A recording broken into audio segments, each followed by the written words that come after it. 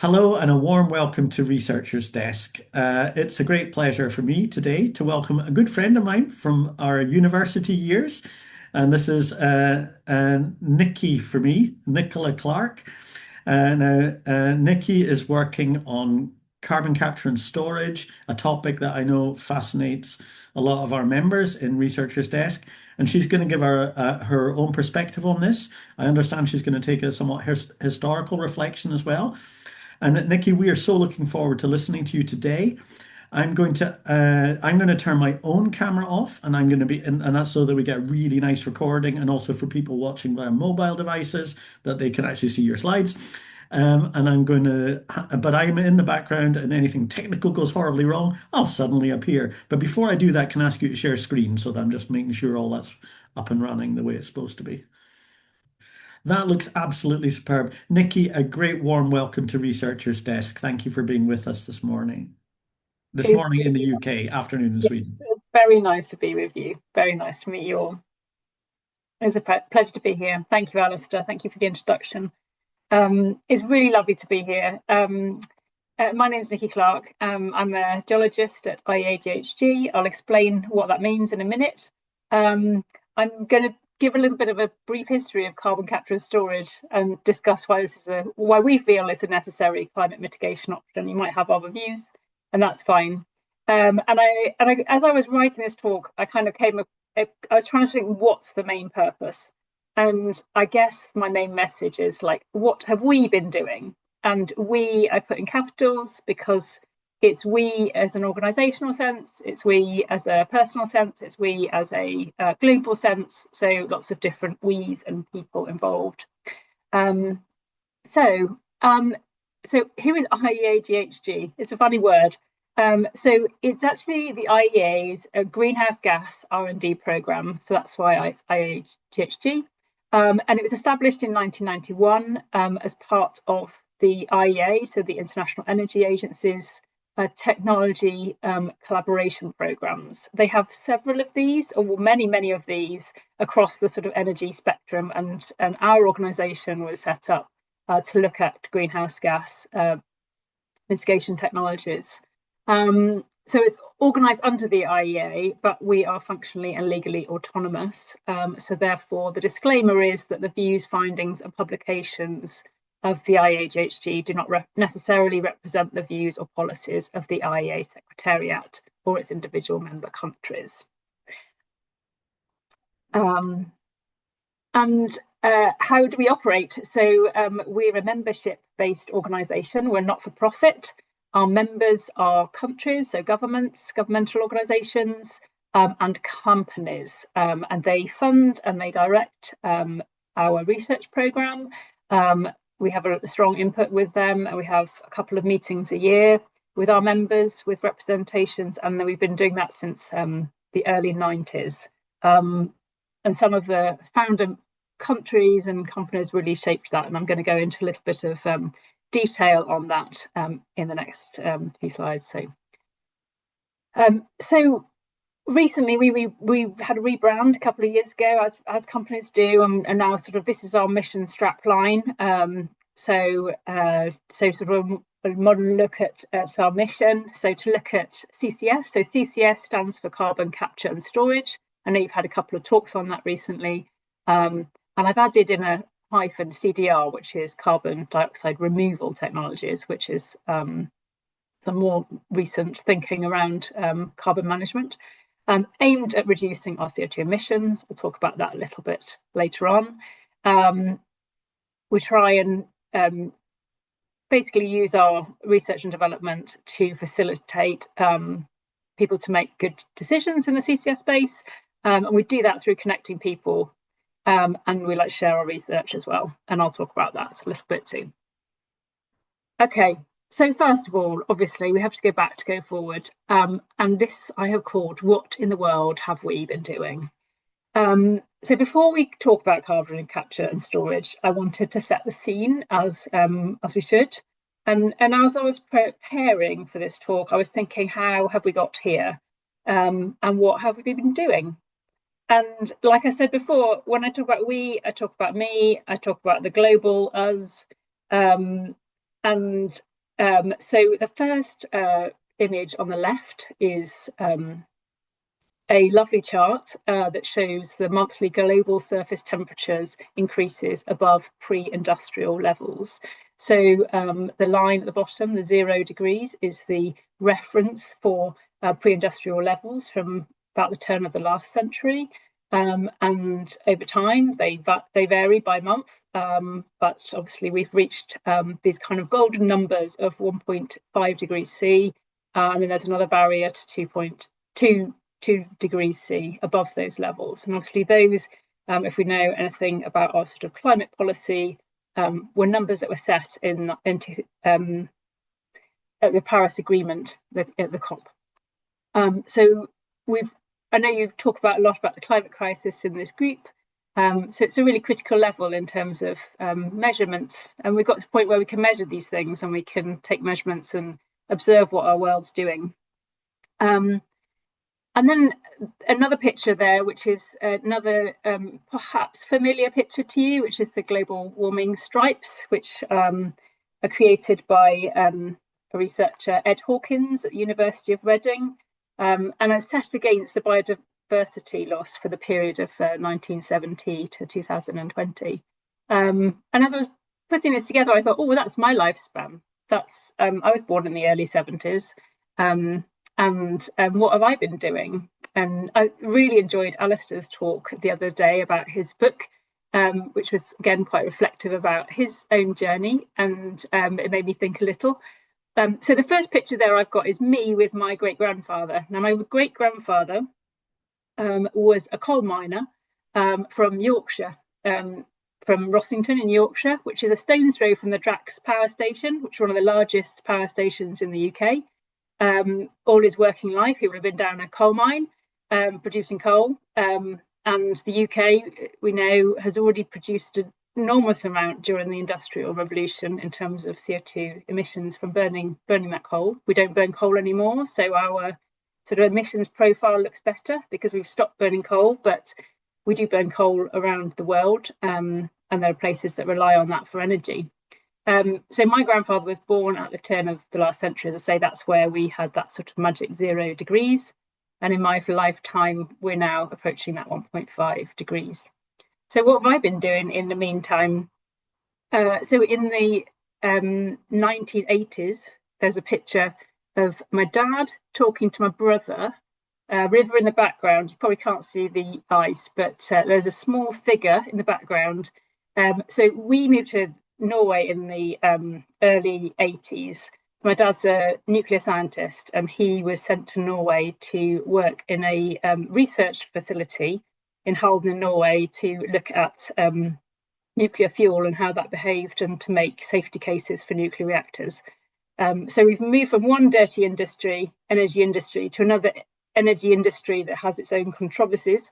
My dad's explaining something to my brother, and I'm picking up rocks in the background. I love this picture because while someone else is talking intellectually, I'm just having a little dig around and picking up rocks. And I should say we're standing by a glacier. So we went to see a glacier in Norway. And I remember seeing it thinking, wow, look at that blue rock. Isn't that amazing? Anyway, moving on.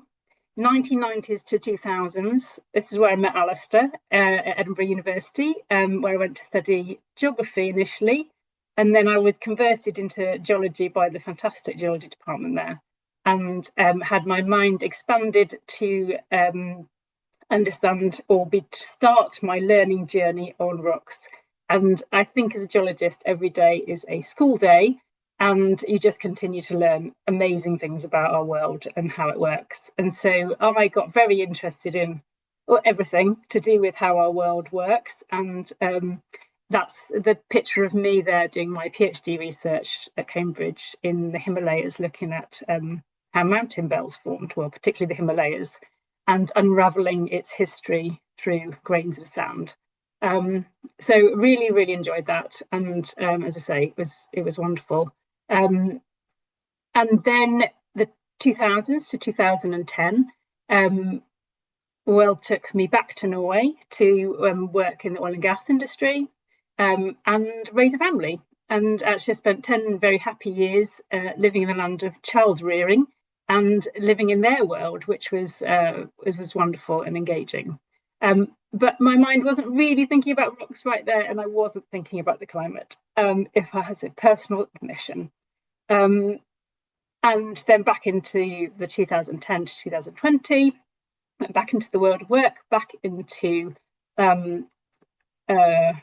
the seismic industry now, and I've moved from mountains to the oceans, and worked with some very, very clever people in the seismic industry looking at seismic, very long and seismic that you can image very deep into and beneath the seabed, so about 40 kilometres down, to look at the whole of the ocean crust and the continental crust and the sedimentary basins that lie on top of them, and try to understand how they work across lots of sedimentary basins across the world, which is a very interesting time. And that came to an end in 2020, just before the COVID crisis. And in 2022, I joined IAEGHG as their geologist, and to basically head up their part of their research activities regarding storage of carbon dioxide into the very same geological formations that are useful to the oil and gas industry. So during that time, I guess there's been so much technological development in terms of what our understanding is of sedimentary basins, and learnings from the oil and gas industry. I know it's a sort of dirty word, but there's a lot of transferable skills and resources there. So although I wasn't thinking about the climate, there were other people that were. Okay, so what have we been doing in a global sense? So in those years since the 1900s to now, it turns out we've developed an understanding of the role of greenhouse gases on the Earth, its atmosphere and its connection to the land and sea. And I'm going to be talking largely about carbon dioxide as a greenhouse gas. But in 2024, global greenhouse gases contributed about 42.6 gigatons to the atmosphere, and 38.92 of those were carbon dioxide. So the first pie graph just shows the total greenhouse gas emissions by sector in 2021. 45% of those is energy, and 6.5 of those is industry, of which half is cement. There's lots of fantastic resources online in terms of how this is broken down by country, by capita, by everything. And it obviously varies by geography and by time. And then on the right, top right, global CO2 emissions from energy, combustion and industrial processes, and the annual change from 1900 to 2023. This is from the IEA, and we can see that steep increase over the years. And obviously the link between global CO2 emissions and the resulting, what we're doing to our atmosphere and what we're doing to our oceans and things. So the bottom right hand side, I just pulled this off of the NOAA website, is the link between those global emissions contributions from fossil fuels, burning of fossil fuels, versus the uptake on the bottom section via the oceans and the land. And then we also know that it's obviously a very complex relationship, but the oceans obviously absorb quite a lot of CO2 as well. So we're not dealing with just warming of the atmosphere, but we're also dealing with other compounding factors in our oceans and seas as well. So, like I said, so basically, in terms of contributions, overall contributions, we're looking at energy and industry being a large player and CO2 emissions being a large player.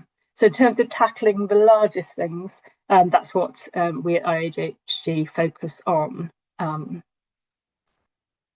And what's needed is an industrial solution for an industrial problem, and that's the way I like to think about it. And we also need a global approach to a global problem, because it's not just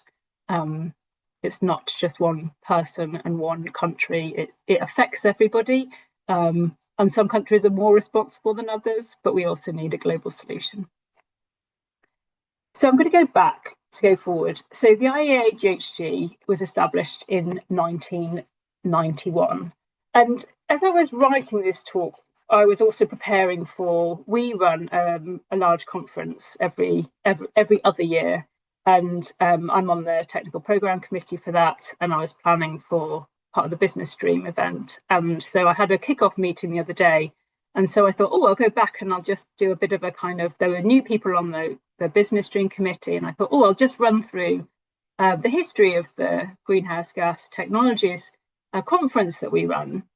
And it's a large one. And I think anyone who's been in CCS of late, you think, well, there's loads of events going on, lots and lots of different events. I could go to this CCS event, I could go to that one.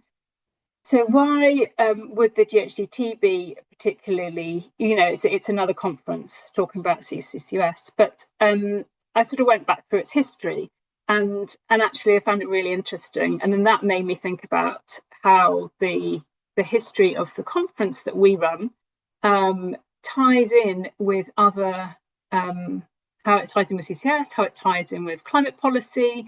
I don't know if anyone has seen the play about the Kyoto Protocol. It's fascinating.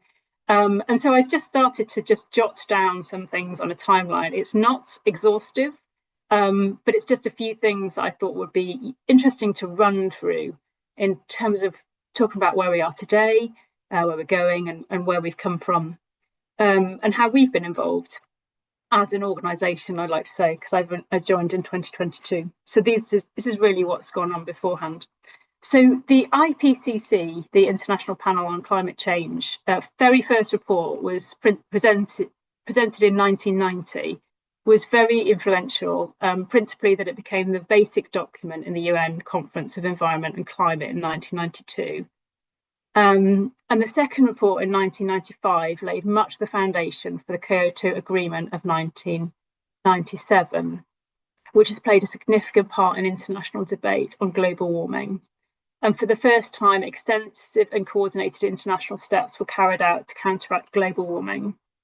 So as I said, I plotted a little timeline of the conference series that IAEGHG were custodians of. So we were formed in 1991. In 1992, there was an international conference on carbon dioxide removals held in Amsterdam with 260 attendees from 30 countries. And then IAEGHG organised its own couple of international conferences in 1993 and 95, which led to a merger. And in 1997, we established the Greenhouse Gas Control Technologies Conference Series. It was an international forum dedicated to greenhouse gas reduction technologies with a focus on carbon capture, utilisation and storage. On the next slide, I'll show you what carbon capture and storage is. Another key marker was in 1997, Norway introduced a carbon tax. And because of the penalties, it led to the first offshore carbon capture and storage project, which I'll talk about later as well. So I should say that this first report from the IPCC, quite a few of our founding members were involved in.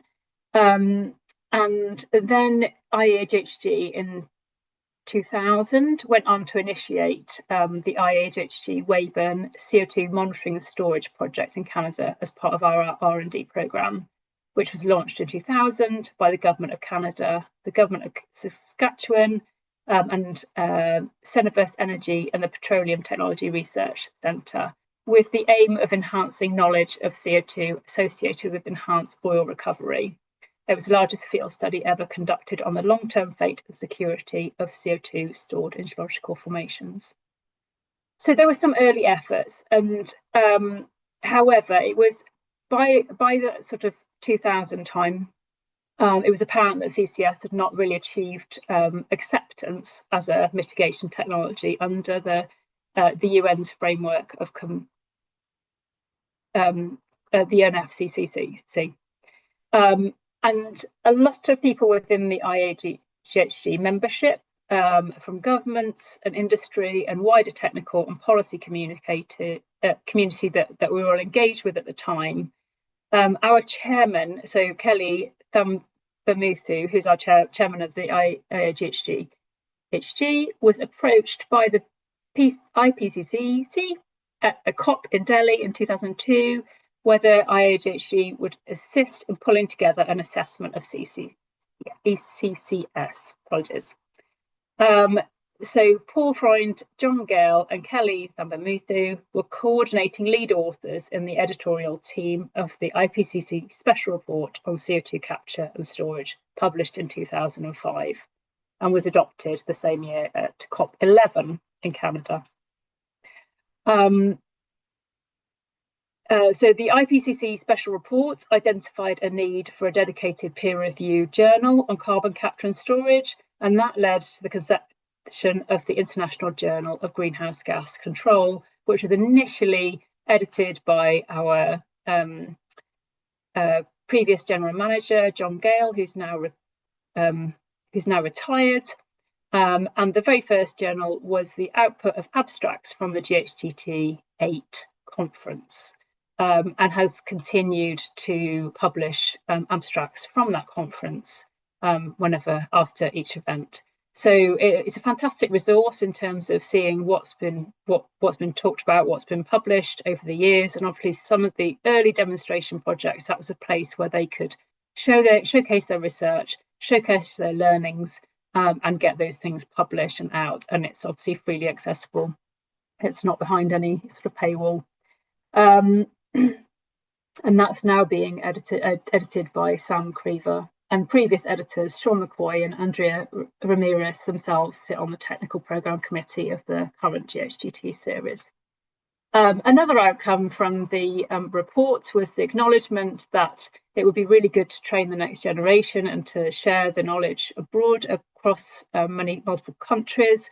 And at that point, the IAEGHG started a summer school in 2007, and that's been going ever since, and it's still going. And we have over nearly 900 alumni from about 60 countries. And in 2007, as a result of this work, the IPCC, along with Al Gore, they win the Nobel Peace Prize. And there's a picture of the Peace Prize that we have got in our office, which is tremendous. So John Gale and Kelly will have a copy of that. Now, I've got there as well, 2006, we have an amendment to the London Protocol, 2019-96 and 2006. This talks about this London Protocol. So why is that important? So in 1972, the London Convention was established to protect the marine environment. And in 1996, the London Protocol was developed to prohibit any dumping of any waste at sea. And at that time, in 1996, carbon dioxide was regarded as a waste product because it is an industrial waste product, essentially. As I said before, a lot of sedimentary basins are located offshore, and they're ideal places to store carbon dioxide. So actually, if you have legislation that prohibits that, it's obviously a problem. So in 2006, there was an amendment made to the London Protocol to allow for CO2 storage in subsea bed, which is quite an important.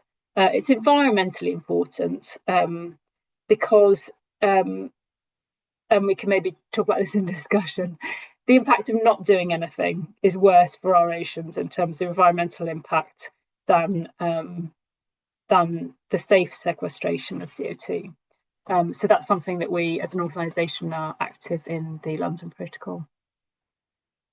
Okay, so what is CCS? So I've just compiled a little, some pictures. I'm not going to talk about every CCS project in the world, but I pulled out a few that I thought were interesting. I've got a nice little diagram in the middle. So essentially it enables us to make deep emissions cuts in industrial sectors such as cement, steel and other heavy industries, in addition to power. And you can basically decarbonise any large point source.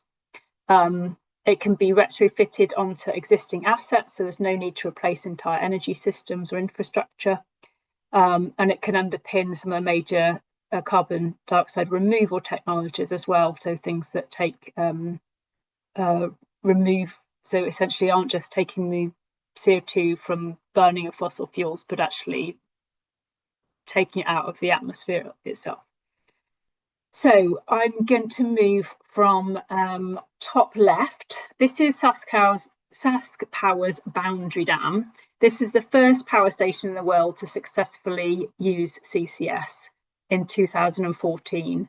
So coal makes up about 40% of the world's energy. Some areas of the world have a lot of coal, and they have a lot of new build coal power stations that might have 30 years, for example, on their lifespan. So actually they would be ideal for CCS. They also produce constant power sources. So basically they can have sort of baseload power. And every other year, our international summer school visits Boundary Dam. And so BD3 is, I think the capture plant is on one of the exhaust sort of towers that you can see there. And it captures around 800,000 tonnes of CO2 per year. So below that, there's a picture of me standing outside of Brevik cement plant, just outside Oslo. The cement industry emits around 7 to 8% of total CO2 emissions. And it's really hard to lower some of those emissions, even with fuel switching, just because of the way that you have to heat up limestone, which creates a lot of CO2. This is the world's first operating CCS cement plant. It's captured and stored its first CO2 transported by ship last year as part of the Northern Lights project. And you can see that ship being one of the ships being inaugurated there in the Oslo fjord on the bottom. So the bottom left, we've got the Technology Centre Mongstad. So this is a test centre in Western Norway, which was established in 2009. And there's another test centre as well in the USA, in Alabama, set up by the US Department of Energy. And these have been really instrumental in testing and developing possible capture technologies. So the capture side of things, it's not really my area of expertise. I'm learning along the way, but it's very complicated with all sorts of very exciting chemistries and things. But it is the most expensive part of the process. And so these test centres have been places where they're basically able to test different capture technologies and solutions so we can reduce costs, understand the technologies and the environmental risks associated with construction and operation of a full-scale capture plant. So there's a picture of pipeline being built as well. So we can transport by pipe, we can transport by ship, truck, rail, all sorts of ways, and increasingly complicated ways of getting from capture plant to storage. So the storage part is the bit that excites me most as a geologist. So we basically want to take industrial carbon dioxide and put it firmly and securely and permanently underground for perpetuity in a safe and responsible manner. I'm going to talk very generally about this, but happy to have a bigger discussion.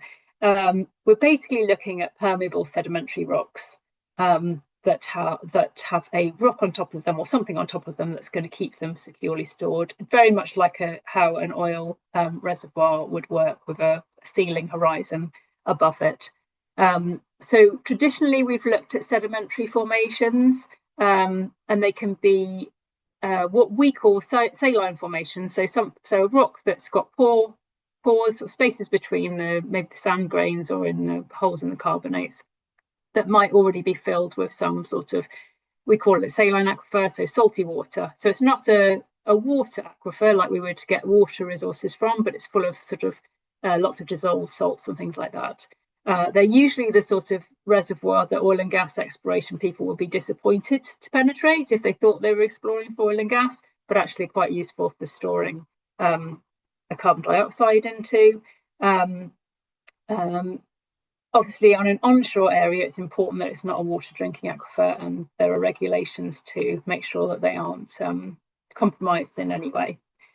And as I've sort of said before, CO2 is also very good at flushing out oil and gas. So it has been used in terms of enhanced oil recovery since the 1970s. So we do understand how that's worked for a long time. However, traditional enhanced oil recoveries have often used natural accumulations of CO2. So they've taken CO2 from natural accumulations. And where it differs in terms of CCS is that you're taking the captured CO2 from fossil fuel plants and things like that. So we've got, on the top right there, we have got a picture of layers of rock. This is the Alasdair storage site. This is where some of the CO2 from Boundary Dam, the coal plant there, goes to. That's more than 3,000 metres below sea level. And some of the CO2 goes for an enhanced oil recovery from Boundary Dam, and some of it goes to Alasdair.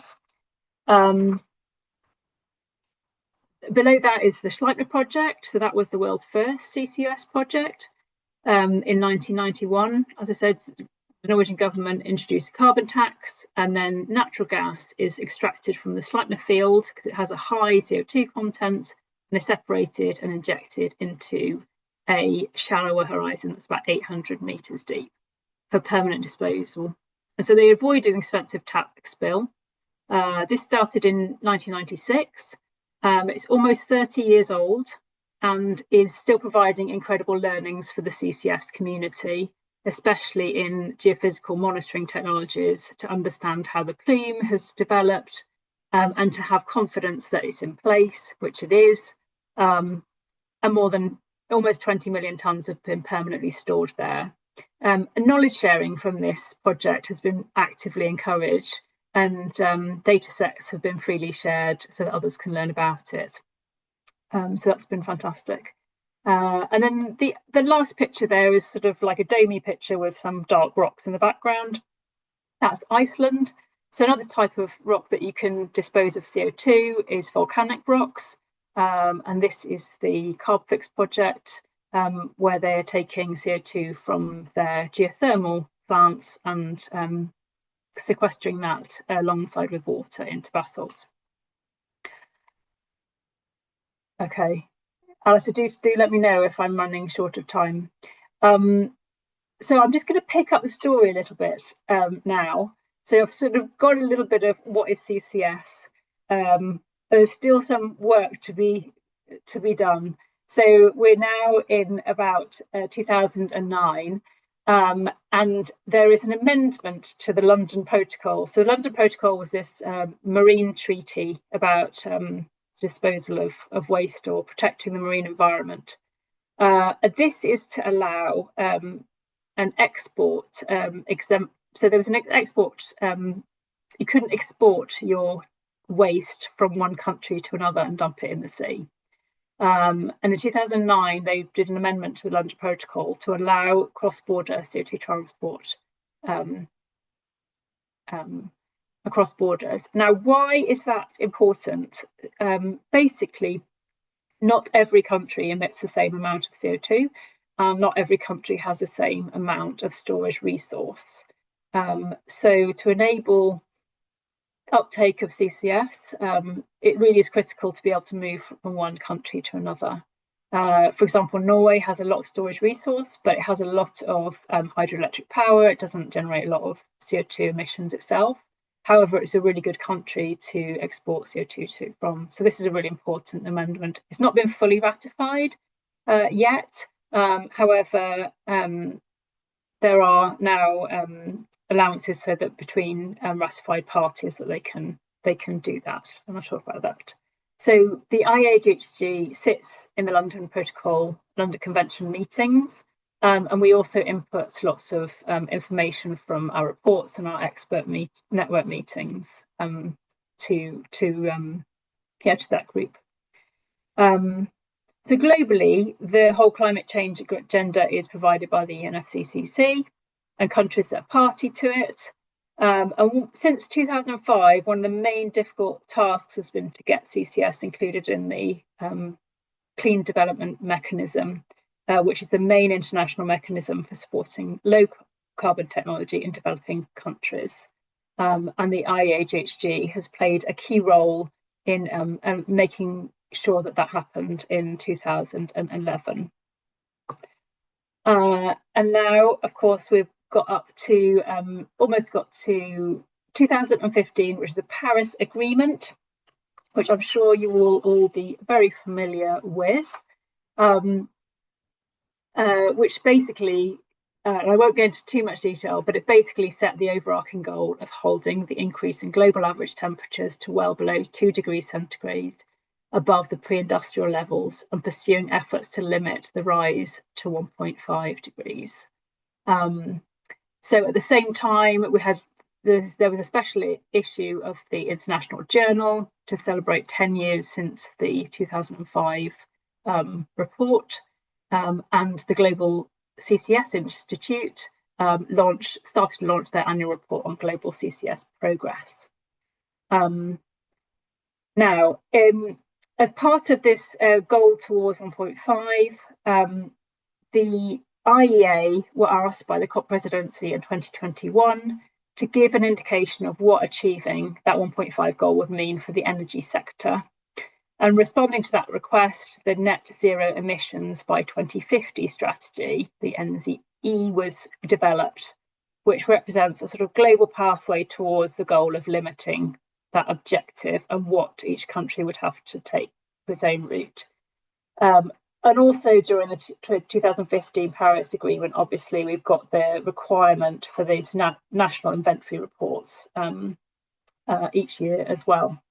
So the IEA now publishes every year their NZE strategy, and they're obviously clear that there's sort of different pathways to reach these objectives, and that each country will have its route. And I'll show you an example of one of those in a minute.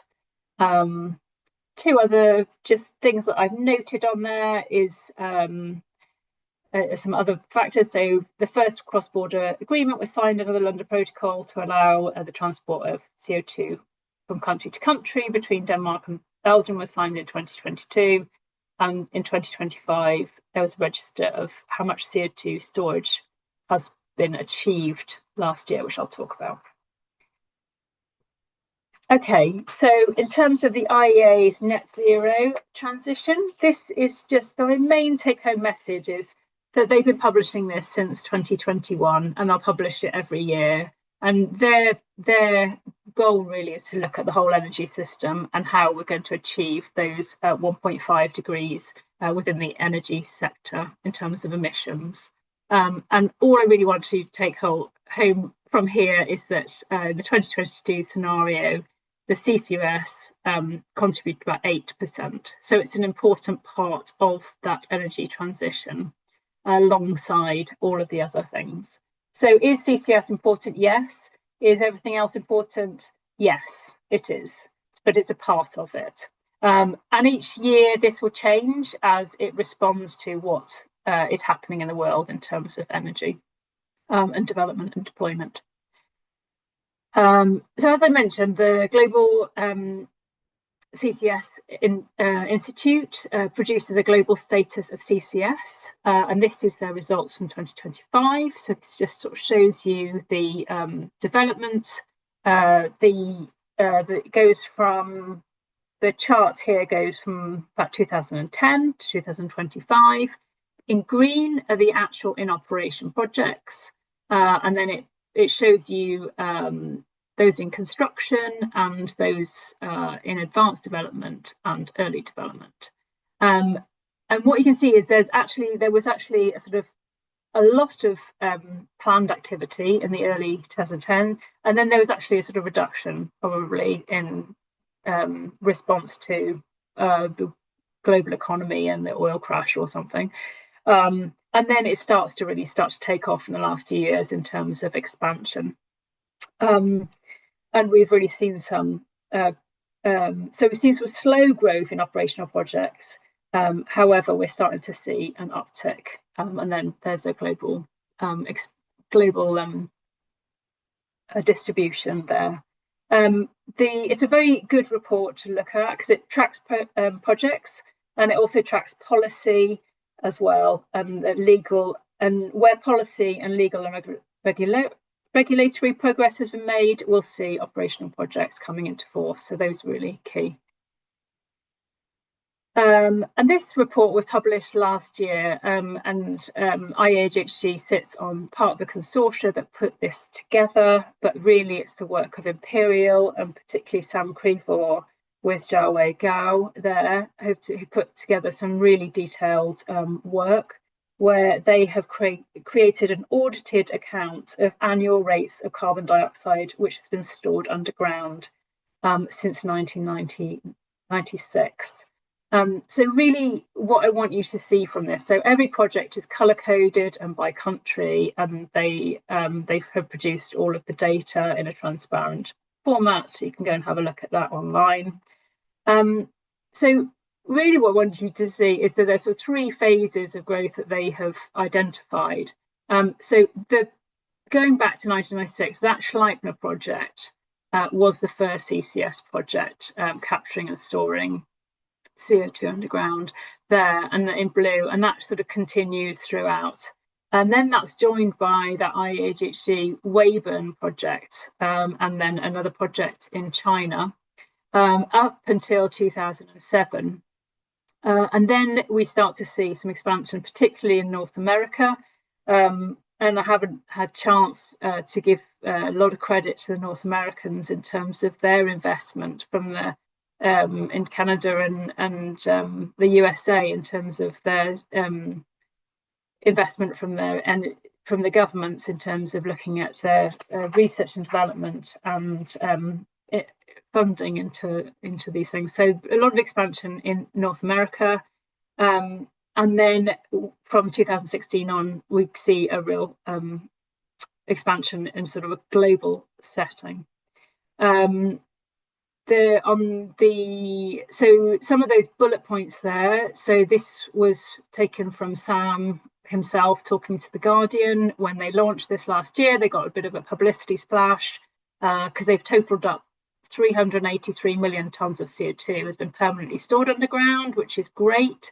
We've got to 45 million tonnes stored in 2003, which is 0.1% of the global emissions.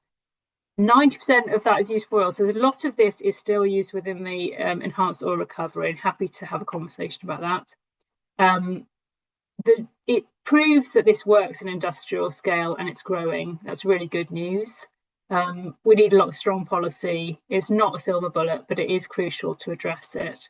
And I should also say that, there is a lot of the saline reservoirs versus enhanced oil recovery. There's a lot of work in that area. So it doesn't have to continue at those rates for use in oil and gas. So are we there yet? I'm nearly there at the end of my talk. So I just want to compare it to the IEA's net zero, what we need to achieve those 1.5 targets in terms of their net zero emissions targets for 2030 and 2050. So I've just put the Global Institute chart, and on that there's a little star down there in terms of what we've managed to capture and store, and the timeline. This is 2030. So we're there yet? No, we're not. We've got a long way to go. We have a lot of work to do, and there's a lot of people very active in this area. Maybe it's time for another talk. So what's next? So just pulled together some pictures here, and I think my reflection would be, having sort of put this together, is just what tremendous amount of work people have already done in this space, and there's a lot of work to do. For us, we'll be thinking about planning our next conference, running our next summer school. My boss Tim will be working on the IPCC, and all of the other activities that we do. So I realise I've taken quite a long time. I would like to give some time for questions.